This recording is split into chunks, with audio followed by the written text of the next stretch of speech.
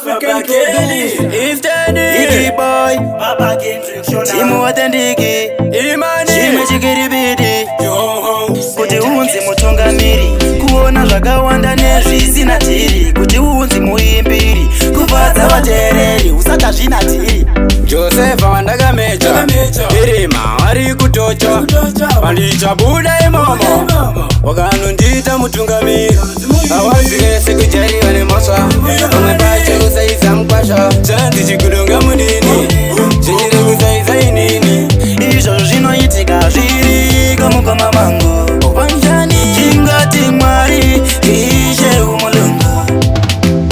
Ndangoti kugeto muri sei, ende muri kuzigona sei, Mike gauya, ndichatumira mavokao, muzive ndiri palokao. Rugurugu ngadzigona here, wanoda kuti tipere, semempia soridza mere, tacho wanga pembere. Awazire sekujariwa nemaswa, umwe pache usaiza mkwasha, chanzi chikudonga mudini, chinjire kusaiza inini.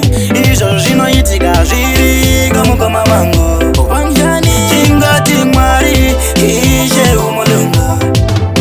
Kuti unzi mutungamiri, kuona zvakawanda nezvisina tiri, kuti unzi muimbiri, kufadza vateereri usata zvina tiri.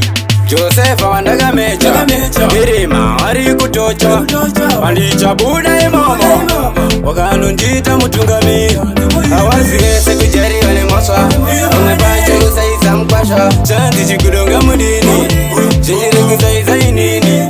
Izvo zvinoitika zviri kamukoma mangu, upanjani chingati Mwari ishe umulungu.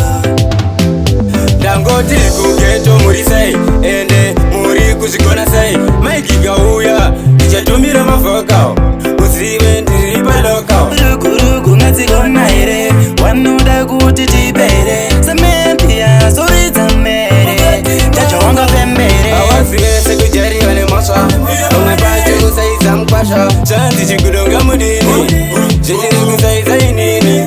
Izvo zvinoitika zviri kamukoma mangu, upanjani chingati Mwari ishe umulungu. Kuti unzi mutungamiri, kuona zvakawanda nezvisina tiri, kuti unzi muimbiri, kufadza vateereri usata zvina tiri. Joseph wandakamecha, irima wari kutocha, wandichabuda imomo, wakanondita mutungamiri.